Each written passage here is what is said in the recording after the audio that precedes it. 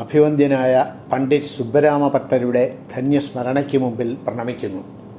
ഭാഷയുടെയും സാഹിത്യത്തിൻ്റെയും വ്യത്യസ്തമായ തലങ്ങളിൽ പ്രവർത്തിച്ചുകൊണ്ട് അദ്ദേഹം നൽകിയ സംഭാവനകൾ നമ്മുടെ സംസ്കാരത്തിൻ്റെ വിലപ്പെട്ട ഈടുവയ്പായി നിൽക്കുന്നു.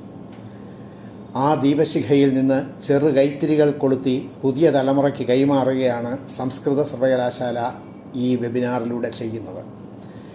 ഈ സത്പ്രവൃത്തി മുൻനിർത്തി സർവകലാശാലയെ ഞാൻ അഭിനന്ദിക്കുന്നു. വ്യാകരണ രംഗത്തും വിമർശന രംഗത്തും സർഗാത്മകതയുടെ രംഗത്തും അദ്ദേഹം നൽകിയ സംഭാവനകൾ അങ്ങേയറ്റം വിലപ്പെട്ടതാണ്. ശ്രേഷ്ഠനായ ഗുരുനാഥൻ കൂടിയായിരുന്നു അദ്ദേഹം. പ്രൊഫസർ ജോസഫ് മുണ്ടശ്ശേരിയെപ്പോലെ, വൈദ്യൻ രാഘവൻ തിരുമുൽപ്പാടിനെ പോലെയുള്ള മഹാന്മാരായ ശിഷ്യന്മാരെ അദ്ദേഹം വാർത്തെടുത്തു. ഒരു മാതൃകാധ്യാപകൻ എങ്ങനെയാവണം എന്ന ചോദ്യത്തിനുള്ള ഉത്തരമാണ് സുബ്ബരാമഭട്ടർ. ഇതേ ചോദ്യം ഉന്നയിച്ച് ഉത്തരം പറയുന്ന ഒരു കവിതയുണ്ട് കവി വിഷ്ണുനാരായണൻ നമ്പൂതിരിയുടേതായി. വരരുചി എന്നാണ് ആ കവിതയുടെ പേര്.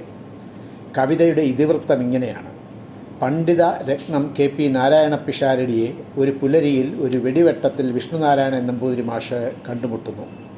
വിഷ്ണുമാഷ് പറയുന്നു: 30 ആണ്ടായി മാഷേ, ഗുരുവേഷമിട്ടു ഞാൻ ആടുന്നു യഥാശക്തി.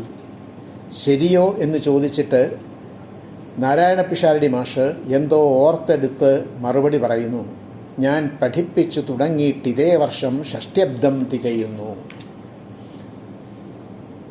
ഒടുക്കം പഠിച്ചവൻ ചെറുമനൊരാൾ, മിടുമിടുക്കൻ ശിഷ്യൻ, കാളിദാസകാവ്യങ്ങൾ 3 വെടിപ്പായി തെളിഞ്ഞ് അവതാരണം ചെയ്തു. ഇങ്ങനെ നാരായണ പിഷാരടി മാഷ് തുടരുമ്പോൾ മടിച്ചാണെങ്കിലും വിഷ്ണുമാഷ് ചോദിക്കുന്നു: മാസ്റ്റർ ഫീസ് വാങ്ങാറുണ്ടോ? തുടർന്ന് ഉള്ള കവിതാഭാഗം ഇങ്ങനെ: ചൊടിച്ചദ്ദേഹം ചൊന്നാൻ എന്തു ഫീസ്, ഇടയ്ക്കൊക്കെ വിളവെത്തിയ നല്ല വെള്ളരിക്കയപ്പയ്യൻ പ്രിയമായി കൊണ്ടെത്തിക്കും എന്തൊരു രുചിയെന്നോ. ആ രുചി അറിഞ്ഞുവോ UGC പ്രൊഫസർ ഞാൻ, ദേവകൾ അന്നേരം ആ കൺകളിൽ ചിരിച്ചതും. പണ്ഡിറ്റ് സുബ്ബരാമഭട്ടർ UGC പ്രൊഫസറായിട്ടില്ല, എന്നാൽ ശിഷ്യൻ പ്രിയത്തോടെ കൊണ്ടെത്തിക്കുന്ന വെള്ളരിക്കയുടെ രുചി അറിഞ്ഞിട്ടുണ്ട്. ആ കൺകളിൽ വിഷ്ണുമാഷ് പറയും പോലെ ദേവകൾ ചിരിച്ചിട്ടുണ്ട്. അങ്ങനെയുള്ള മഹാനായ ആ അധ്യാപക ശ്രേഷ്ഠൻ്റെ സ്മരണ മുൻനിർത്തി നടത്തുന്ന വെബിനാർ സാംസ്കാരിക കാര്യങ്ങൾ കൂടി ചർച്ച ചെയ്യുന്നു എന്ന് സന്തോഷകരമാണ്. സാംസ്കാരികമായ ഈടുവയ്പിലെ വിലപ്പെട്ട മൂല്യങ്ങൾ നഷ്ടപ്പെടാതെ സൂക്ഷിക്കാൻ ഇത്തരം സംരംഭങ്ങൾക്ക് കഴിയും എന്നാണ് ഞാൻ കരുതുന്നത്. എന്തു നേടി അറിയില്ലൻ ഇളം തലമുറ, പക്ഷേ എന്ത് നഷ്ടപ്പെടാനുണ്ടെന്നറിഞ്ഞേ പറ്റൂ എന്ന് ഇടശ്ശേരി ഓർമ്മിപ്പിക്കുന്നു. നഷ്ടപ്പെടുന്നത് എന്താണെന്ന് നാം മനസ്സിലാക്കുന്നു പോലുമില്ല എന്നതാണ് ഏറ്റവും സങ്കടകരം. ഒരു ഉദാഹരണം പറയാം. ചില വർഷങ്ങൾക്ക് മുമ്പ് മലയാളത്തിലെ ഒരു പ്രമുഖ സാഹിത്യ പ്രസിദ്ധീകരണം ഒരു വിഷയം ചർച്ചയ്ക്കെടുത്തു. ശബ്ദമാണോ അർത്ഥമാണോ ആദ്യമുണ്ടായത്? ഇതായിരുന്നു വിഷയം. പൊടുന്നനെ എങ്ങനെ ഇങ്ങനെ ഒരു വിഷയം മുളച്ചു പൊന്തി എന്ന് ഞാൻ ആലോചിച്ചു. അപ്പോഴാണ് ടൈംസിൻ്റെ ലിറ്റററി സ്പെഷ്യലിൽ ഈ വിഷയം ചില ആഴ്ചകൾക്ക് മുമ്പ് ചർച്ചയ്ക്കെടുത്തിരുന്നു എന്ന് കണ്ടത്. ഫെർഡിനൻഡ് സൊസ്യൂറിൻ്റെ ഒരു കൃതിയുടെ ഒരു ഭാഗം മുൻനിർത്തിയായിരുന്നു ചർച്ച. സൊസ്യൂർ എഴുതിയത് ഏകദേശം ഇതാണ്: this world would have been a chaotic jumble of undifferentiated ideas had there been no lights which can be described as words. കൃത്യമായി ഇതേ വാക്കുകൾ ഉപയോഗിച്ചല്ല, എങ്കിലും ഏകദേശം ഈ അർത്ഥത്തിലാണ് ഫെർഡിനൻഡ് സൊസ്യൂർ അന്ന് എഴുതിയിരുന്നത്. ശബ്ദം എന്ന വെളിച്ചം തിളക്കാനില്ലായിരുന്നെങ്കിൽ ഈ ലോകം ഒരു ദുരൂഹ സമസ്യയായി പോയനെ. വേർതിരിച്ച് കാണാനാവാത്ത അവ്യാകൃതമായ പദപ്രശ്നമായി പോയനെ. ശബ്ദമെന്ന ജ്യോതിസ് തിളക്കാനില്ലായിരുന്നെങ്കിൽ. ഇതാണ് ഇതിൻ്റെ അർത്ഥം. ഫെർഡിനൻഡ് സൊസ്യൂറിന് ഈ ആശയം കിട്ടിയത് എവിടെ നിന്നാണ്? ഇവിടുന്ന് തന്നെയാണ്. ഇതമന്ധം തമകൃഷ്ണം ജായേത ഭുവനത്രയം യതി ശബ്ദാഹ്വയം ജ്യോതിരാസംസാരം നദീപ്യതേ. ഈ ലോകം മാത്രമല്ല, 3 ലോകങ്ങളും അന്ധവും തമകൃഷ്ണവും, അതാണ് കയോട്ടിക്, തമകൃഷ്ണവും ആയിപ്പോയേനെ ശബ്ദമെന്ന ജ്യോതിസ് തിളക്കാനില്ലായിരുന്നുവെങ്കിൽ.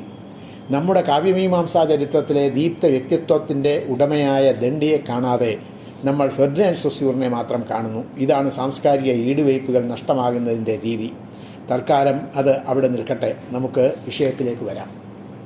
സംസ്കാരത്തോളം സങ്കീർണമായ മറ്റൊരു വാക്ക് ഇല്ല എന്ന് പറഞ്ഞത് റെയ്മണ്ട് വില്യംസാണ്. മോസ്റ്റ് കോംപ്ലക്സ് വേർഡ്സ് എന്നാണ് അദ്ദേഹം സംസ്കാരത്തെ വിശേഷിപ്പിച്ചത്, സംസ്കാരം എന്ന പദത്തെ വിശേഷിപ്പിച്ചത്. കാലം മാറി വരുമ്പോൾ അതിനനുസൃതമായി, ഒരുപക്ഷെ അതിന് വിരുദ്ധമായി സംസ്കാരമെന്ന പരികല്പനയും മാറി വരുന്നു. ഈ മാറ്റത്തിൻ്റെയും അതിനെ സ്വാധീനിച്ച ഭൗതിക ഘടകങ്ങളുടെയും പശ്ചാത്തലത്തിലാണ് കൾച്ചറൽ പൊളിറ്റിക്സ്, സാംസ്കാരിക രാഷ്ട്രീയം എന്ന സങ്കല്പം ഉയർന്നു വന്നത്. ഒരു കാലത്ത് മനസ്സിന് മാധുര്യം പകരുന്നതിനെ മാത്രം സംസ്കാരം എന്ന വാക്കിൻ്റെ പരിധിയിൽ ഒതുക്കുന്ന രീതിയാണ് ഉണ്ടായിരുന്നത്. പാട്ടുപാടുന്നത് സംസ്കാരമാണ്, ചിത്രമെഴുതുന്നതും കവിത എഴുതുന്നതും സംസ്കാരമാണ്. എന്നാൽ തുണി നെയ്യുന്നതോ ഞാറ് നടുന്നതോ വണ്ടി ഓടിക്കുന്നതോ ഒന്നും സംസ്കാരത്തിൻ്റെ പരിധിയിൽ വരില്ല. ഇതായിരുന്നു സ്ഥിതി.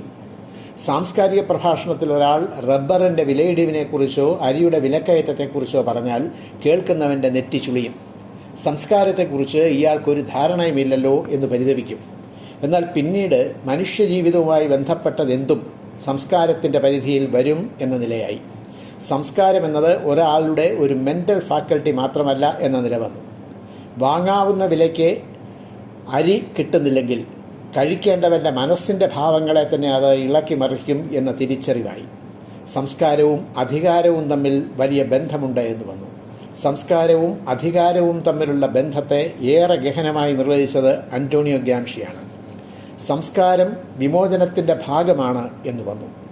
അമേരിക്കൻ ആദിവാസിയുടെ പാട്ട് അധിനിവേശത്തിനെത്തിയ ഇംഗ്ലീഷുകാരൻ്റെ ഭാഷയിലാവാം. എന്നാൽ അതിൽ നിശബ്ദ വേദനകളുടെ ഒരു തിരയിളക്കമുണ്ട്. മനുഷ്യൻ്റെ സഹജമായ കലാപ അംശമായി സംസ്കാരം അങ്ങനെ പുനർനിർവചിക്കപ്പെട്ടു. ആ തിരിച്ചറിവിനെ തുടർന്ന് സംസ്കാരത്തെ അധീനമാക്കാൻ പാകത്തിൽ കൾച്ചറൽ ഇൻഡസ്ട്രി വന്നു. അതിനെ ചെറുക്കേണ്ടതിനെക്കുറിച്ചുള്ള ബോധം വന്നു. മറ്റൊരു ഘട്ടത്തിൽ മതത്തിൻ്റെ പര്യായമായിരുന്നു സംസ്കാരം. എന്നാൽ അത് ജനങ്ങളെ യോജിപ്പിക്കുകയല്ല, വിഭജിക്കുകയാണ് എന്ന് വന്നു. അതിനെ ചോദ്യം ചെയ്യലാണ് സംസ്കാരം എന്ന അവസ്ഥ വന്നു. ഇങ്ങനെ സംസ്കാരം അതിൻ്റെ നിർവചനത്തിൽ തന്നെ കൂടുതൽ സങ്കീർണമായിക്കൊണ്ടിരിക്കുന്നതാണ് നാം ഇന്ന് കാണുന്നത്. അതുകൊണ്ടാണ് സംസ്കാരം എന്നത് പരിഹാരത്തിൻ്റെ ഭാഗമല്ല, പ്രശ്നത്തിൻ്റെ ഭാഗമാണ് എന്ന് ടെറി ഈഗിൾട്ടൺ പറഞ്ഞത്. ആ തിരിച്ചറിവ് കൊണ്ടാണ് സംസ്കാരത്തിൻ്റെ രാഷ്ട്രീയവൽക്കരണമല്ല, രാഷ്ട്രീയത്തിൻ്റെ സംസ്കാരവൽക്കരണമാണ് വേണ്ടത് എന്ന് അദ്ദേഹം കണ്ടെത്തിയത്. രാഷ്ട്രീയത്തെ സംസ്കാരം കൊണ്ട് പകരം വെക്കലാണ് ഐഡൻറ്റിറ്റി പൊളിറ്റിക്സ് ചെയ്യുന്നത്. എന്നാൽ പൊളിറ്റിസൈസേഷൻ ഓഫ് ഐഡൻറ്റിറ്റി, അതായത് സ്വത്വത്തിൻ്റെ സംസ്കാരത്തിൻ്റെ രാഷ്ട്രീയവൽക്കരണം, അതാണ് വേണ്ടത് എന്ന് അദ്ദേഹം പറഞ്ഞത് അതുകൊണ്ടാണ്. യാന്ത്രിക പുനരുൽപാദനത്തിൻ്റെ കാലത്ത് കല വഹിക്കുന്ന പങ്കിനെക്കുറിച്ച് വാൾട്ടർ ബെഞ്ചമിൻ ഇല്യൂമിനേഷൻസ് എന്ന പ്രബന്ധത്തിൽ എഴുതി. പഴയ കാലത്ത് കലയ്ക്ക് ഒരു ഓറ ഉണ്ടായിരുന്നു, ഒരു ദിവ്യ പരിവേഷം. എന്നാൽ പുതിയ കാലത്ത് ആ ഓറ, ആ പ്രഭ, അത് നീങ്ങി. ഇത് അതിനു മുമ്പ് തന്നെ ഫ്രഞ്ച് മഹാകവി ബോദ്ലെയറും പറഞ്ഞിട്ടുണ്ട്. പരിവേഷ നഷ്ടം എന്ന പേരിൽ ഒരു രചന തന്നെ അദ്ദേഹത്തിൻ്റേതായിട്ടുണ്ട്, ലോസ് ഓഫ് ഓറ. ഇവരൊക്കെ ഇത് പറഞ്ഞത് വളരെ ഓപ്റ്റിമിസ്റ്റിക്കായിട്ടാണ്, വലിയ പ്രത്യാശയോടെയാണ്. അതായത് കലയ്ക്ക് കൽപ്പിക്കപ്പെട്ട ദിവ്യ പരിവേഷം അകലുന്നു, കല ജനകീയമാവുന്നു, ജനാധിപത്യവൽക്കരണ പ്രക്രിയയ്ക്ക് കല വിധേയമാവുന്നു എന്ന അർത്ഥത്തിലാണ്. ഒരു കാലത്ത് കലാകാരൻ്റെ സന്തോഷവും സമ്മതവും ഉണ്ടായാലേ കല ആസ്വദിക്കാൻ പറ്റുമായിരുന്നുള്ളൂ. എന്നാൽ മെക്കാനിക്കൽ റീപ്രൊഡക്ഷൻ്റെ കാലത്ത്, യാന്ത്രിക പുനരുൽപാദനത്തിൻ്റെ കാലത്ത് കല മെക്കാനിക്കലായി റീപ്രൊഡ്യൂസ് ചെയ്യാനാവും. ഇത് പുരോഗമനാത്മകമായ രാഷ്ട്രീയ ഉള്ളടക്കത്തോടെയുള്ള മാറ്റമാണ് എന്നാണ് വാൾട്ടർ ബെഞ്ചമിൻ കണ്ടത്. യന്ത്രവൽക്കരണത്തിൻ്റെ കാലം കലയും സംസ്കാരവും ജനങ്ങൾക്കായി തുറന്നു കൊടുക്കും എന്നാണ് വിലയിരുത്തിയത്. പൗലോ കൊയ്ലോയുടെയും പാമുഖിൻ്റെയും കൃതി എഴുതാൻ അവർ തന്നെ വേണമെന്നില്ല. നിശ്ചിത ഘടകങ്ങളെ കൂട്ടിച്ചേർത്ത് 4 പേരെ വെച്ച് എഴുതിക്കാം. മാർക്കറ്റിൽ അവർ വിജയിപ്പിച്ച ടെക്നിക്കും ഫോർമുലയും മാത്രം മതി. എന്നാൽ ഡോസ്റ്റോവ്സ്കിയുടെ കൃതി അങ്ങനെ എഴുതാൻ പറ്റില്ല. അങ്ങനെ ഒരു കൃതി പുറത്തിറക്കാൻ പറ്റില്ല. മെക്കാനിക്കൽ റീപ്രൊഡക്ഷൻ്റെ വെല്ലുവിളി ചില കൃതികൾ മറികടക്കുന്നുണ്ടെങ്കിൽ അത് സംസ്കാരത്തിൻ്റെ ജീവസത്ത കൊണ്ടാണ്. എന്നാൽ സംഭവിച്ചത് വിപരീതമാണ്. വാൾട്ടർ ബെഞ്ചമിൻ പ്രതീക്ഷിച്ചതെന്തോ അതിന് വിപരീതം. കല കമ്പോള വസ്തുവായി. കലാകാരൻ്റെ ക്രിയേറ്റിവിറ്റിക്ക് ഒരു വിലയുമില്ലാതായി. കമ്പോളത്തിൻ്റെ ഡിമാൻഡാണ് പ്രധാന ഘടകം എന്ന് വന്നു. ആ ഘടകം കൽപ്പിക്കുന്നതെന്തോ അത് കലയായി വാഴ്ത്തപ്പെട്ടു. കലാകാരൻ്റെ ഇൻഡിവിജ്വൽ ഇൻറ്റ്യൂഷൻ, ഇമാജിനേറ്റീവ് സ്കിൽ, പ്രതിഭ ഒന്നിനും ഒരു പ്രസക്തിയുമില്ല എന്ന് വന്നു.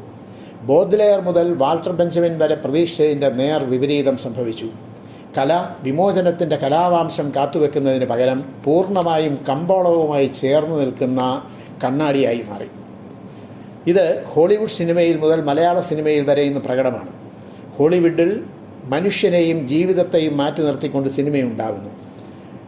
പോസ്റ്റ് മോഡേണിസത്തിൻ്റെ ഭാഗമായി വന്ന ഒരു മാറ്റമാണിത്. പോസ്റ്റ് മോഡേണിസം എന്ന് പറയുന്നത് ലേറ്റ് ക്യാപിറ്റലിസത്തിൻ്റെ കലയിലെ ഒരു പ്രകടഭാവമാണ്, മാനിഫെസ്റ്റേഷനാണ്. ആ പോസ്റ്റ് മോഡേണിസം വന്നപ്പോൾ സത്യത്തിൽ സാഹിത്യത്തിൽ വരുന്നതിന് എത്രയോ മുമ്പ് തന്നെ സിനിമയിൽ പോസ്റ്റ് മോഡേണിസം വന്നു. അതുവരെ കുറ്റവും ശിക്ഷയും പോലെ, ഷേക്സ്പിയർ കൃതികളുടെ വിവിധ വെർഷൻസ് പോലെ, അന്ന കരീനീന പോലെയുള്ള വിഖ്യാതങ്ങളായ കൃതികൾ സിനിമയായിക്കൊണ്ടിരുന്ന ഹോളിവുഡിൽ നിന്ന് അന്ന് മുതൽ വന്നു തുടങ്ങിയത് ജുറാസിക് പാർക്ക് പോലെ, മമ്മി പോലെയുള്ള സിനിമകളാണ്. അതായത് മനുഷ്യനെ യന്ത്രരൂപികളെ കൊണ്ട്, ബഹിരാകാശ രൂപികളെ കൊണ്ട്, രാക്ഷസ രൂപികളെ കൊണ്ട് ഒക്കെ പകരം വയ്ക്കുക. മനുഷ്യൻ്റെ ജീവിത റിയാലിറ്റിയെ, ബ്ലാക്ക് ആൻഡ് വൈറ്റ് റിയാലിറ്റിയെ ഏതാണ്ട് ഇല്യൂസറി ആയിട്ടുള്ള ഒരു വെർച്വലായിട്ടുള്ള ഒരു പ്രാതിഭാസികമായ ചില കാര്യങ്ങൾ കൊണ്ട് പകരം വയ്ക്കുക. മണ്ണിനെ ആകാശം കൊണ്ട് പകരം വയ്ക്കുക. സംവിധായകൻ്റെ കലയെ ഗ്രാഫിക് ആർട്ടിസ്റ്റിൻ്റെ കല കൊണ്ട് പകരം വയ്ക്കുക. ആ പ്രക്രിയയിൽ പുറത്തായത്, കലയിൽ നിന്ന് പുറത്തായത് മനുഷ്യനാണ്, അവൻ്റെ ജീവിതമാണ്. അങ്ങനെ മനുഷ്യനെയും ജീവിതത്തെയും മാറ്റി നിർത്തിക്കൊണ്ട് സിനിമയുണ്ടാകുന്ന അവസ്ഥ വന്നു. കലാകാരൻ്റെ പ്രതിഭയെ ഞാൻ നേരത്തെ സൂചിപ്പിച്ചതുപോലെ ഗ്രാഫിക് ആർട്ടിസ്റ്റിൻ്റെ പ്രതിഭ പകരം വയ്ക്കുന്ന അവസ്ഥ വന്നു. അല്ലെങ്കിൽ കമ്പ്യൂട്ടർ ഗ്രാഫിക്സ് പകരം വയ്ക്കുന്ന അവസ്ഥ വന്നു. ഇവിടെ പാട്ടുപാടാൻ യേശുദാസും ജയചന്ദ്രനും ഉള്ളപ്പോൾ പാട്ടുപാടാൻ സംഗീത പ്രതിഭയെ വേണ്ട, മോഹൻലാൽ മതി എന്ന് വരുന്നു. മോഹൻലാൽ നല്ല നടനാണ്, എന്നാൽ നല്ല പാട്ടുകാരനല്ല. പക്ഷേ കമ്പോളം പറയുന്നു യേശുദാസിനെ മാറ്റി നിർത്തി, ജയചന്ദ്രനെ മാറ്റി നിർത്തി മോഹൻലാലിനെ കൊണ്ട് പാടാൻ പാട്ടുകാരനാവണമെന്നില്ല. പുതിയ കമ്പ്യൂട്ടറൈസ്ഡ് കീബോർഡിൻ്റെ, അതാണ് മെക്കാനിക്കൽ റീപ്രൊഡക്ഷൻ്റെ പ്രതീകം, ആവിർഭാവത്തോടെ ആരുടെ ശബ്ദവും രാഗത്തിൻ്റെ താളത്തിൻ്റെ ചിട്ടയിൽ ക്രമീകരിക്കാം എന്നുകൂടി വന്നു. പ്രതിഭയ്ക്ക് പ്രസക്തിയില്ലാത്ത ഒരു കാലം വന്നു എന്നർത്ഥം. ഇത് വാൾട്ടർ ബെഞ്ചമിൻ പ്രതീക്ഷിച്ചതല്ല. കൾച്ചർ തന്നെ ഒരു ഇൻഡസ്ട്രിയായി മാറുന്നതിനനുബന്ധമായാണ് ഈ മാറ്റമുണ്ടായത്. സംഗീത സംവിധാനത്തിന് ഒരു സംഗീത സംസ്കാരത്തിൻ്റെ ഉൽപ്പന്നമായ ദേവരാജനോ MS ബാബുരാജോ വേണ്ട, ടെക്നീഷ്യൻ മതി എന്ന അവസ്ഥ. യാന്ത്രിക പുനരുൽപാദനത്തിൻ്റെ കാലത്ത് കല ജനകീയമാവും എന്നാണ് വാൾട്ടർ ബെഞ്ചമിൻ സ്വപ്നം കണ്ടതെങ്കിൽ അതിൻ്റെ നേർവിപരീതം സംഭവിച്ചു. കലയ്ക്ക് മനുഷ്യനെ ആവശ്യമില്ലാത്ത നിലയായി. ഇലക്ട്രിക് ബൾബ് വന്നപ്പോൾ നിലവിളക്ക് എന്നതുപോലെ വിശേഷാവസരങ്ങളിൽ കഴുകിത്തുടച്ച് പൂമുഖത്ത് പ്രദർശിപ്പിക്കാൻ വെക്കേണ്ട, എന്നാൽ മറ്റ് എല്ലാ സന്ദർഭങ്ങളിലും നിലവറയിൽ തള്ളേണ്ട ഒന്നായി കല പരിണമിച്ചു. വിശേഷ അവസരങ്ങളിൽ പൂമുഖത്ത് പ്രദർശിപ്പിക്കുക എന്ന് പറഞ്ഞല്ലോ, അതിനും പരിമിതിയുണ്ട്. കഥകളിയാകട്ടെ, ചാക്യാർകൂത്താകട്ടെ, പാഠകമാകട്ടെ, എന്തുമാകട്ടെ, അതിനെ പുതിയ കാലത്തിന് വേണം, എന്നാൽ അതിൻ്റെ സമഗ്രതയിൽ വേണ്ട. എക്സ്പോർട്ട് ചെയ്യാനുള്ള കമ്മോഡിറ്റിയായോ മ്യൂസിയം പീസ് ആയോ ഒക്കെ മാത്രമേ വേണ്ടൂ. ഈ ഒരു അവസ്ഥ ബോദലെയർ കണ്ടതിൻ്റെ നേർവിപരീതമാണ് എന്ന് പറയേണ്ടതില്ല. വാൾട്ടർ ബെഞ്ചമിൻ കണ്ടതിൻ്റെയും നേർവിപരീതം തന്നെ. ബ്ലോഗിൽ എല്ലാവരും കവിത എഴുതുന്നു എന്ന് പറയാം. അത് എഴുതുന്നവർക്ക് കൊള്ളാമായിരിക്കും. കവിത ആസ്വാദകർക്ക് അതുകൊണ്ട് എന്തു പ്രയോജനം? ഫോട്ടോ എടുക്കുന്നതിന് പണ്ട് വൈദഗ്ധ്യമുള്ള ഫോട്ടോഗ്രാഫർമാർ വേണമായിരുന്നു. എന്നാൽ ഫോട്ടോഗ്രാഫർമാരുടെ വൈദഗ്ധ്യത്തെ ക്യാമറ എന്ന യന്ത്രത്തിൻ്റെ കഴിവ് കൊണ്ട് പകരം വെച്ചു. ആർക്കും ഫോട്ടോ എടുക്കാം, പക്ഷേ എന്തിൻ്റെ ഫോട്ടോ എടുക്കണം എന്ന് നിശ്ചയിക്കാൻ വേണ്ട ഫാക്കൽറ്റി ക്യാമറയ്ക്കില്ല. അതിനൊരു ഫോട്ടോഗ്രാഫറുടെ മനസ്സ് വേണം. ആ മനസ്സാണ് കവിതയിൽ നിന്ന് പോയി പോകുന്നത്. എല്ലാവരും കവിത എഴുതുന്നുണ്ടാവാം, പക്ഷേ അതുകൊണ്ട് കവിത ജനകീയമാവുന്നു എന്ന് പറയാനാവില്ല.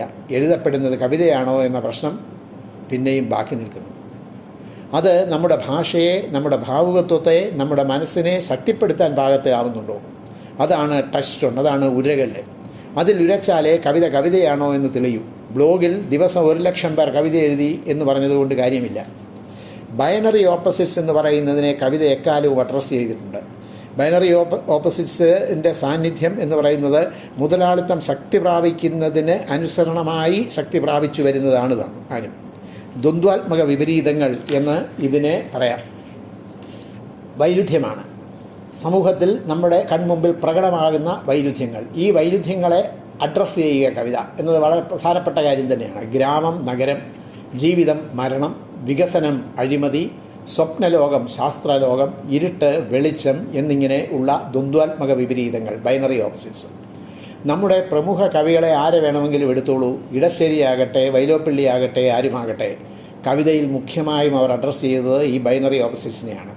കുടിയൊഴിക്കലും ബുദ്ധനും നരിയും ഞാനും, കുറ്റിപ്പുറം പാലവും ജലസേചനവും ഒക്കെ അത്തരം അഡ്രസ് ചെയ്യലിലൂടെ ഉണ്ടായ കവിതകളാണ്. ബുദ്ധവിഗ്രഹത്തെ ഹിംസ്രജന്തുക്കൾ നഖമൂർച്ച കൂട്ടാനായി ഉപയോഗിക്കുന്ന ഒരു ഘട്ടത്തിൽ ബുദ്ധവിഗ്രഹമെടുത്ത് നരിയുടെ നെറുകയിൽ തല്ലുകയാണ് ഇടശ്ശേരി. അരിയില്ല തുണിയില്ല ദുരിതമാണെങ്കിലും നരി തിന്നാൽ നന്നോ മനുഷ്യന്മാരെ എന്ന് ഇടശ്ശേരി ചോദിക്കുന്നുണ്ട്. ആജന്മ ഗാന്ധിയനായ ഇടശ്ശേരിയാണിത് കവിതയിലൂടെ ചെയ്തത് എന്ന് ഓർക്കണം.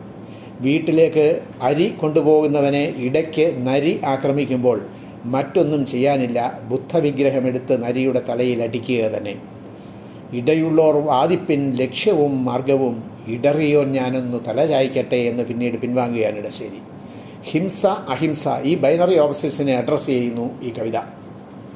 കുറ്റിപ്പുറം പാലവും ഇതുപോലെ തന്നെയാണ്.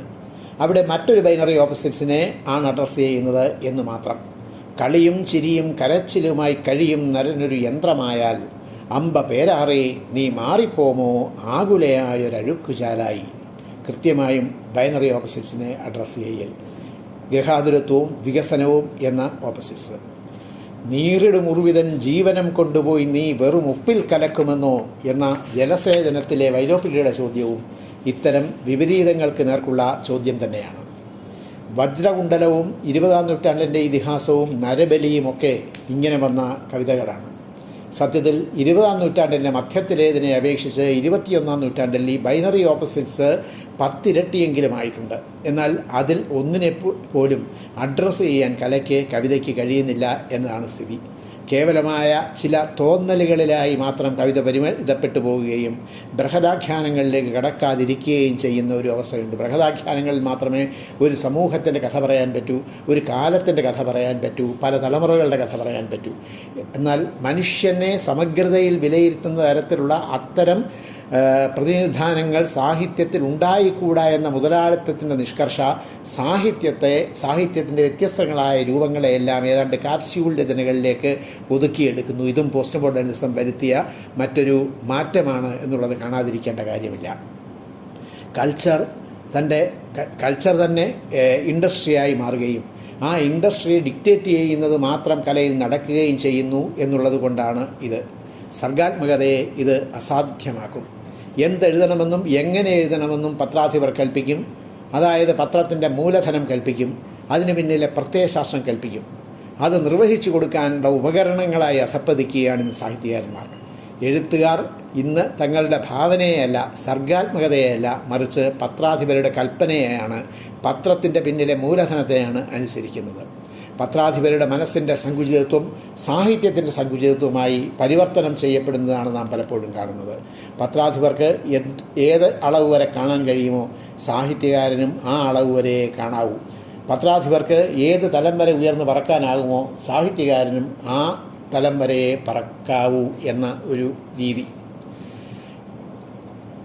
ഇംഗ്ലണ്ടിലെ സർവകലാശാലകളിൽ സാഹിത്യ പഠനം ശരിയായ രീതിയിലല്ല നടക്കുന്നത് എന്ന് കണ്ട് റെയ്മണ്ട് വില്യംസിനെ പോലെയുള്ളവർ 20-ാം നൂറ്റാണ്ടിൻ്റെ 6-7 ദശകങ്ങളിലായി ആവിഷ്കരിച്ച പഠന സങ്കേതമാണ് കൾച്ചറൽ മെറ്റീരിയലിസം.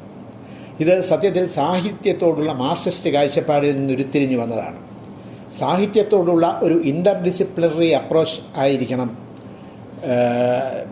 സമൂഹത്തോടുള്ള ഒരു ഇൻ്റർഡിസിപ്ലിനറി അപ്രോച്ച് ആയിരിക്കണം സാഹിത്യത്തിന് വേണ്ടത്.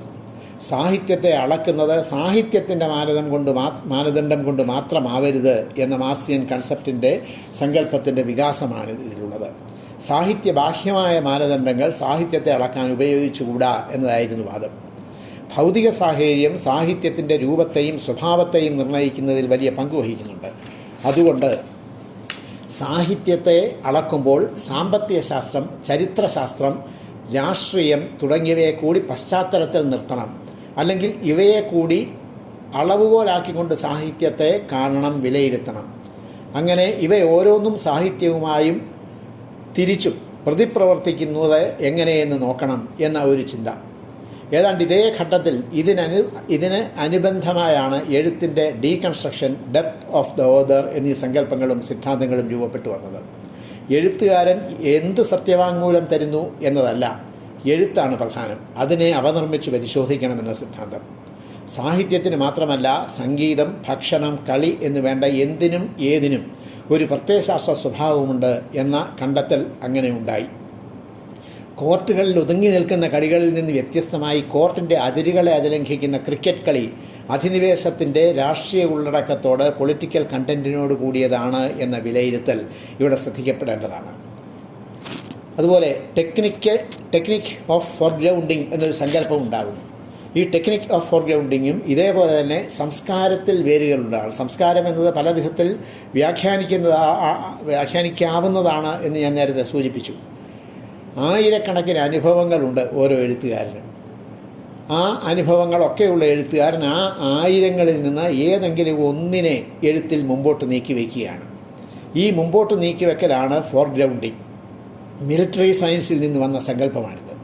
100 ഭടന്മാർ ഒന്നിച്ച് ഒരു വരിയിൽ നിന്നാൽ ഒരാൾക്കും ഐഡൻറ്റിറ്റി ഇല്ല, സ്വത്വമില്ല. എന്നാൽ ഒരാളെ ഒരടി മുമ്പോട്ട് നീക്കി നിർത്തുമ്പോൾ ആ നീക്കി നിർത്തപ്പെടുന്നയാൾക്ക് പെട്ടെന്നൊരു മുഖമുണ്ടാകുന്നു. ആ ഫോർഗ്രൗണ്ടിങ് കൊണ്ട് തന്നെ ഒരു പ്രത്യേക സ്വത്വം ഉണ്ടായി വരുന്നു. ഇതേപോലെ ഒരു അനുഭവത്തെ ഫോർഗ്രൗണ്ട് ചെയ്യുന്നു സാഹിത്യകാരൻ. 1000-ൽ നിന്ന് ഒരു അനുഭവത്തെ എങ്ങനെ ഇതിനായി സാഹിത്യകാരൻ തിരഞ്ഞെടുക്കുന്നു? ആ തെരഞ്ഞെടുപ്പിന് പിന്നിൽ എഴുത്തുകാരൻ്റെ പ്രത്യയശാസ്ത്ര ബോധത്തിൻ്റെ പ്രവർത്തനമുണ്ട് എന്നതാണ് ടെക്നിക് ഓഫ് ഫോർഗ്രൗണ്ടിങ്ങിൻ്റെ കാഴ്ചപ്പാട്. ഫ്യൂഡൽ മനോഘടനയുള്ള എഴുത്തുകാരൻ അതിൻ്റെ മൂല്യങ്ങളെ ഉൾക്കൊള്ളുന്ന അനുഭവത്തെ തിരഞ്ഞെടുത്ത് ഫോർഗ്രൗണ്ട് ചെയ്യുന്നു. അടിച്ചമർത്തപ്പെട്ട തൊഴിലാളിയുടെ മനോഘടനയുള്ള എഴുത്തുകാരൻ അതിൻ്റെ മൂല്യങ്ങളെ പ്രതിനിധാനം ചെയ്യുന്ന അനുഭവത്തെ തിരഞ്ഞെടുത്ത് മുമ്പോട്ട് വയ്ക്കുന്നു. ആദ്യത്തേത് വ്യവസ്ഥിതിയുടെ പരിപാലനത്തിൻ്റെ പ്രത്യയശാസ്ത്രം ഉൾക്കൊള്ളുമ്പോൾ രണ്ടാമത്തേത് വ്യവസ്ഥിതിയുടെ പൊളിച്ചെഴുത്തിൻ്റെ പ്രത്യയശാസ്ത്രം ഉൾക്കൊള്ളുന്നു. ഈ പ്രത്യയശാസ്ത്ര ബോധമാണ് ഫോർഗ്രൗണ്ടിങ്ങിൽ പ്രവർത്തിക്കുന്നത്. ഇങ്ങനെ നോക്കിയാൽ അനുഭവങ്ങളുടേത് മാത്രമല്ല ഈ ഫോർഗ്രൗണ്ടിങ്, അത് പലതിൻ്റേതാണ്. ഭാഷയുടെ, സംസ്കാരത്തിൻ്റെ, ഓർമ്മയുടെ, കളക്റ്റീവ് കോൺഷ്യസ്നസ്സിൻ്റെ, ഇൻഡിവിജ്വൽ കോൺഷ്യസ്നസ്സിൻ്റെ ഒക്കെ ഫോർഗ്രൗണ്ടിങ് ഉണ്ട്. ഈ ഫോർഗ്രൗണ്ടിങ്ങിന് ഒരു രാഷ്ട്രീയമുണ്ട്. ഒന്നല്ല, പല ഫോർഗ്രൗണ്ടിങ്ങുകളിലുണ്ട്. ഈ വഴിക്കുള്ള അന്വേഷണങ്ങളാണ് കൾച്ചറൽ മെറ്റീരിയലിസ്റ്റുകൾ, പ്രത്യേകിച്ച് റെയ്മണ്ട് വില്യംസിനെ പോലെയുള്ളവർ തുടങ്ങിവെച്ചത്. അങ്ങനെ വന്നപ്പോൾ കൾച്ചറൽ മെറ്റീരിയലിസം ഒരു കുടയായി നിവർന്നു നിൽക്കുന്ന സിദ്ധാന്തമാണ് എന്ന് വന്നു. അതിന് കീഴിൽ സബാൾട്ടേൺ സ്റ്റഡീസ്, ദളിത് പഠനങ്ങൾ, സ്ത്രീ പഠനങ്ങൾ, പരിസ്ഥിതി പഠനങ്ങൾ എന്നിങ്ങനെ പലതും മുളച്ചു വരുന്നു എന്ന് നാം മനസ്സിലാക്കുന്നു. CV രാമൻപിള്ളയ്ക്ക് മാർത്താണ്ഡവർമ്മയും രാജയും പോലുള്ള കൃതികൾ എഴുതാൻ തോന്നിയതും ആശാന് ദുരവസ്ഥയും ചണ്ടാലഭിക്ഷയും പോലുള്ള കൃതികൾ എഴുതാൻ തോന്നിയതും എങ്ങനെ എന്നത് തിയറി ഓഫ് ഫോർഗ്രൗണ്ടിങ്ങിൻ്റെ അടിസ്ഥാനത്തിൽ പരിശോധിച്ചാൽ സാംസ്കാരിക പഠന രംഗത്ത് നമുക്ക് പുത്തൻ തെളിച്ചങ്ങൾ കിട്ടും. എന്തുകൊണ്ടാണ് CV രാമൻപിള്ളയ്ക്ക് രാജകുടുംബവുമായും രാജകൊട്ടാരവുമായും ഒക്കെ വളരെ അടുത്ത് നിന്ന അവിടെ നിന്ന് കിട്ടിയ വിഷയങ്ങൾ മുൻനിർത്തി കൃതികൾ രചിച്ച CV രാമൻപിള്ളയ്ക്ക് ദുരവസ്ഥ പോലെ ചണ്ടാലഭിക്ഷകി പോലെ ഒരു കൃതി എഴുതാൻ കഴിയാതെ വന്നത്? ശ്രീനാരായണ പ്രസ്ഥാനത്തിൻ്റെ നായകസ്ഥാനത്തുണ്ടായിരുന്ന മഹാകവി കുമാരനാശാൻ എന്തുകൊണ്ടാണ് മാർത്താണ്ഡവർമ്മയും രാജയും എഴുതാൻ തോന്നാതിരുന്നത്? ഇവിടെയാണ് തിയറി ഓഫ് ഫോർഗ്രൗണ്ടിങ് വളരെ പ്രസക്തമാകുന്നത്. കാളനും ഓലനും ചേർന്നുള്ള സവർണ സദ്യ തന്നെയാണ് കവിത എന്ന് MP ശങ്കുണ്ണി നായർ പറഞ്ഞപ്പോൾ അതിൽ തെളിഞ്ഞു കണ്ടത് ഒരു പ്രത്യേക സംസ്കാരത്തിൻ്റെ ഫോർഗ്രൗണ്ടിങ്ങാണ്. വരൂ ഈ തെരുവിലെ രക്തം കാണൂ എന്ന് നിരൂത പറഞ്ഞപ്പോൾ അതിൽ തെളിഞ്ഞു കണ്ടത് മറ്റൊരു സംസ്കാരത്തിൻ്റെ ഫോർഗ്രൗണ്ടിങ്ങാണ്. എന്നാൽ നമ്മുടെ പഠനങ്ങൾ കാര്യമായി ആ വഴിക്ക് പോയിട്ടില്ല. CV കഥാപാത്രങ്ങളുടെ പ്രതിജന ഭിന്ന വിചിത്രമായ ഭാഷണ രീതികളിലൂടെയും ആശാന്റെ ബുദ്ധസ്വാധീനത്തിലൂടെയും ഒക്കെ കടന്നുപോയിട്ടേ ഉള്ളൂ. അതുകൊണ്ട് തന്നെ കൾച്ചറൽ സ്റ്റഡീസ് മലയാളത്തിൽ വേണ്ടത്ര വികസിച്ചിട്ടില്ല എന്ന് പറയേണ്ടി വരുന്നു. മാർക്സിസ്റ്റ് കാഴ്ചപ്പാടിൽ നിന്ന് വികസിച്ച് ആണ് സാംസ്കാരിക പഠനങ്ങൾ പുതുമാനങ്ങൾ ആർജിച്ചത് എന്ന് ഞാൻ പറഞ്ഞു. എന്നാൽ ഇവിടെ മറ്റൊരു കാര്യം കാണേണ്ടതുണ്ട്. സാഹിത്യത്തെ സാമൂഹ്യ പശ്ചാത്തലത്തിൽ നോക്കിക്കാണണം എന്ന് പുരോഗമന സാഹിത്യ പ്രസ്ഥാനം പറഞ്ഞ ഘട്ടത്തിൽ ഇവിടുത്തെ യാഥാസ്ഥിതിക നിരൂപണ കലയുടെ സിംഹങ്ങൾ അതിനെതിരെ അലറിക്കൊണ്ട് ചാടി വീണു. ഇസങ്ങൾക്കൊക്കെ അപ്പുറമാണ് സാഹിത്യം എന്ന് പറഞ്ഞ് ഇസങ്ങൾക്കപ്പുറം എന്ന ശീർഷകത്തിൽ ഗുപ്തൻ നായർ സാർ ഒരു ഗ്രന്ഥം തന്നെ പ്രസിദ്ധീകരിച്ചു. എന്നാൽ ആധുനിക അക്കാദമിക് തലങ്ങളിൽ ഇൻ്റർ ഡിസിപ്ലിനറി സ്റ്റഡീസ് വികസിച്ചു വന്നപ്പോൾ അത് ന്യായീകരിച്ചത് ഗുപ്തൻ നായർ സാറിൻ്റെ വാദങ്ങളെ അല്ല, മറിച്ച് പുരോഗമന സാഹിത്യ പ്രസ്ഥാനത്തിൻ്റെ വാദങ്ങളെയാണ്. KPG പോലെയുള്ളവർ, കിടാമംഗലത്തെ പോലെയുള്ളവർ കവിത എഴുതിയ സമയത്ത് അവരുടെ കവിതകളിലൊക്കെ ഈ സാമൂഹ്യ യാഥാർത്ഥ്യങ്ങളുടെ പ്രതിഫലനമാണുള്ളത് എന്ന് പറഞ്ഞ് അവയെ ആകെ വിമർശിച്ച, നിരാകരിച്ച സാഹിത്യ നിരൂപകർ പിൽക്കാലത്ത് സോഷ്യൽ റിയാലിറ്റി സാഹിത്യത്തെ അളക്കാനുള്ള മുഴക്കോലുകളിൽ ഒന്ന് തന്നെയാണ് എന്ന് അംഗീകരിക്കുന്ന നില അക്കാദമിക് മണ്ഡപങ്ങളിൽ തന്നെ വന്നു എന്നാണ് ഞാൻ സൂചിപ്പിക്കുന്നത്. സാഹിത്യത്തെ വിലയിരുത്തുമ്പോൾ സാമൂഹിക പശ്ചാത്തലത്തെ കൂടി പരിഗണിക്കണം എന്ന് പറഞ്ഞുകൊണ്ടായിരുന്നു തുടക്കമെങ്കിൽ സാഹിത്യത്തെ ചരിത്രം, രാഷ്ട്രീയം, സാമ്പത്തിക ശാസ്ത്രം, മനഃശാസ്ത്രം തുടങ്ങിയവയുടെയൊക്കെ അടിസ്ഥാനത്തിൽ ഇഴകീറി പരിശോധിക്കുന്ന ഇക്കാലത്ത് സാഹിത്യത്തെ വിലയിരുത്തുമ്പോൾ സാഹിത്യ മാനദണ്ഡങ്ങൾ കൂടി ഉപയോഗിക്കണമെന്ന് പറയേണ്ടി വരുന്ന ഇടത്തേക്ക് പഴയ നില മറുകണ്ഠം ചാടി. ആശാന്റെ ദുരവസ്ഥയെ സാമൂഹ്യ പശ്ചാത്തലത്തിൽ പരിശോധിക്കുകയെ താൻ ചെയ്തുള്ളൂ എന്ന് EMS കൊണ്ട് പറഞ്ഞപ്പോൾ അത്തരം പരിശോധനയ്ക്ക് സാങ്കത്യമില്ല എന്ന് വാദിച്ചവരാണ് ശുദ്ധകലാവാദികൾ. EMSന് സാഹിത്യ നിരൂപണത്തിനുള്ള കോപ്പില്ല എന്ന് വരെ അന്ന് ഗുപ്തൻ നായർ സാറിനെ പോലെയുള്ളവർ പറഞ്ഞു വെച്ചു. എന്നാൽ ഇന്ന് സാംസ്കാരിക പഠനങ്ങൾ അതിൻ്റെ സമ്പ്രദായങ്ങളിലൊക്കെ വികസിച്ചു വന്നപ്പോൾ യഥാർത്ഥത്തിൽ കടപുഴകി വീഴുന്നത് പഴയ ശുദ്ധകലാവാദമാണ്. കലയ്ക്കു വേണ്ടി എന്നൊക്കെ പറയുന്നതിൻ്റെ കടയറുക്കുന്ന തരത്തിലാണ് സാംസ്കാരിക പഠനങ്ങൾ മുമ്പോട്ട് വന്നത് എന്ന് കാണാം. ഈ വികാസ പ്രക്രിയയിൽ സംസ്കാരം ഏകമുഖമാണ് എന്ന ധാരണ തിരുത്തപ്പെട്ടു. സംസ്കാരത്തിന് പല മണ്ഡലങ്ങളുണ്ട്. സൗന്ദര്യശാസ്ത്ര മണ്ഡലമുണ്ട്, എസ്തെറ്റിക് സ്ഫിയർ. മതദർശന മണ്ഡലമുണ്ട്, religious and philosophical sphere. Subaltern മണ്ഡലമുണ്ട്, പരിസ്ഥിതി മണ്ഡലമുണ്ട്, അങ്ങനെ പലതുമുണ്ട്. ഇതിനെല്ലാം പുറമെ ഇന്ന് മീഡിയ എന്നൊരു മണ്ഡലം കൂടിയുണ്ട്. ഇതിൽ അവസാനത്തേത് വേണ്ടത്ര വികാസം പ്രാപിച്ചിട്ടില്ലെങ്കിലും ഇതെല്ലാം ഉണ്ട് എന്നത് ബോധ്യപ്പെടുത്തി എന്നതാണ് കൾച്ചറൽ സ്റ്റഡീസ് വികസിച്ചു വന്നപ്പോഴുണ്ടായ വളരെ പ്രധാനപ്പെട്ട ഒരു കാര്യം. ഓരോ മീഡിയയും ഓരോ സംസ്കാരം മുമ്പോട്ട് വയ്ക്കുന്നു. സ്ത്രീകളുടെ വസ്ത്രധാരണത്തെക്കുറിച്ച് യേശുദാസ് പറഞ്ഞതിനെ ഒരു ദൃശ്യമാധ്യമം ആഘോഷിച്ചു കൊണ്ടാടിയത് ഒരു പ്രത്യേക സംസ്കാരത്തിൻ്റെ വീക്ഷണത്തിലാണ്. യേശുദാസിൻ്റെ അഭിപ്രായത്തോടുള്ള വിയോജനാഭിപ്രായങ്ങൾ മറ്റൊരു മാധ്യമം ഊന്നിയപ്പോൾ, അതിൽ ഊന്നൽ നൽകിയപ്പോൾ മറ്റൊരു സംസ്കാരത്തിൻ്റെ വീക്ഷണം ആണ് മുമ്പോട്ട് വയ്ക്കപ്പെട്ടത്. കൂത്തും കൂടിയാട്ടവും അതിനായി ഒരുക്കിയ ക്ഷേത്രമണ്ഡപത്തിലാണ് അവതരിപ്പിക്കേണ്ടത് എന്ന് കരുതി അവിടെ പോയി ഷൂട്ട് ചെയ്ത് അവതരിപ്പിക്കുന്ന മാധ്യമങ്ങളുണ്ട്. അത് പൊതുവേദിയിലോ സ്റ്റുഡിയോയിലോ അവതരിപ്പിക്കുന്നത് ഷൂട്ട് ചെയ്ത് അവതരിപ്പിക്കുന്ന മാധ്യമങ്ങളുമുണ്ട്. രണ്ടും രണ്ട് സാംസ്കാരിക വീക്ഷണങ്ങളെ പ്രതിനിധാനം ചെയ്യുന്നു. സംസ്കാര പഠന കാര്യത്തിൽ മാർക്സിന് ശേഷം മാർക്സിസം പുലർത്തിയ സമീപനങ്ങളിലും വികാസത്തിൻ്റേതായൊരു പ്രക്രിയയുണ്ട്. മാർക്സിൻ്റെ സംഭാവനയാണ് സ്പേഷ്യൽ മെറ്റഫർ എന്നറിയപ്പെടുന്ന സ്ഥലരാശി രൂപകം. കലയും സംസ്കാരവും ഒക്കെ മേൽപ്പുരയാവുന്നതേ ഉള്ളൂ എന്നും അത് അവിടെ നിൽക്കണമെങ്കിൽ ഉറപ്പുള്ള ഒരു അടിത്തറ വേണമെന്നും അത് ഭൗതിക ജീവിത സാഹചര്യത്തിൻ്റെതാണ് എന്നുമാണ് ഈ സ്ഥലരാശി രൂപകം, ഈ സ്പേഷ്യൽ മെറ്റാഫർ പറയുന്നത്. അന്റോണിയോ ഗ്രാംഷി ഇതിനെ വികസിപ്പിച്ചെടുത്തത് അടിത്തറ മേൽപ്പുരയെ മാത്രമല്ല, മേൽപ്പുര അടിത്തറയെയും സ്വാധീനിക്കുന്നുണ്ടെന്നും ആ സ്വാധീനം കേവലമായ ഒരു യാന്ത്രിക ബന്ധത്തിൽ, ഒരു മെക്കാനിക്കൽ റിലേഷൻഷിപ്പിലല്ല എന്നുമുള്ള കാഴ്ചപ്പാടിലേക്കാണ്. ഉപരിഘടന, അതായത് മേൽപ്പുര, അതിലെ ഘടകങ്ങൾ തമ്മിൽ തന്നെ ആദാനപ്രദാനങ്ങൾ നടക്കുന്നുണ്ട്. മേൽപ്പുരയ്ക്കും അടിത്തറയ്ക്കും ഇടയിലും ആദാനപ്രദാനങ്ങൾ നടക്കുന്നുണ്ട്. ഈ കണ്ടെത്തലിലൂടെയാണ് അത് വികസിച്ചത്. ക്യാപിറ്റൽ, അതായത് മൂലധനത്തിൻ്റെ പ്രാധാന്യത്തിനായിരുന്നു ആദ്യഘട്ടത്തിൽ ഊന്നൽ. മൂലധനം എവിടെ ഏത് രൂപത്തിൽ ചെല്ലുന്നോ അവിടെയൊക്കെ അതിൻ്റെ പ്രത്യയശാസ്ത്രത്തെ കൂടി അത് കൊണ്ടുപോകുന്നുണ്ട് എന്നിടത്ത്. പ്രത്യയശാസ്ത്രത്തിൻ്റെ പ്രാധാന്യം എടുത്തു പറഞ്ഞ അന്റോണിയോ ഗ്രാംഷി ഫൈനാൻസ് ക്യാപിറ്റലിനെ, ധന മൂലധനത്തെ വേർതിരിച്ചു കണ്ടു. അതിർത്തി കടന്ന് ഉള്ള അതിൻ്റെ വ്യാപനം ഓരോ ദേശത്തിൻ്റെയും തനത് സാംസ്കാരിക പൊടിപ്പുകളെ വരെ കാർപ്പറ്റ് ബോംബിങ്ങിലൂടെ എന്നോണം നശിപ്പിക്കുന്നതിൽ ഊന്നി. നേഷൻ സ്റ്റേറ്റ്സിനെ ഇല്ലായ്മ ചെയ്യുന്ന ഒരു പ്രതിഭാസം എന്ന രീതിയിൽ അത് ഉയർത്തിക്കാട്ടപ്പെട്ടു. പിയറി ബുർദോവിനെ പോലെയുള്ളവരാകട്ടെ 4 തരത്തിലുള്ള മൂലധനം, ക്യാപിറ്റൽ ഉണ്ട് എന്നിടത്തേക്ക് ഇതിനെ വീണ്ടും വികസിപ്പിച്ചു. Financial capital, cultural capital, symbolic capital, social capital എന്നിവയാണവ. ആദ്യത്തേതിനെ രണ്ടിനെക്കുറിച്ചും വിശദീകരിക്കേണ്ടതില്ല. സിംബലിക് ക്യാപിറ്റൽ പ്രതീക മൂലധനമാണ്. സത്യസായി ബാബയെയും അമൃതാനന്ദമയെയും പോലെയുള്ളവർ സമൂഹ മനസ്സിൽ നിക്ഷേപിക്കുന്ന ധാരണകളുടെ മൂലധനമാണത്.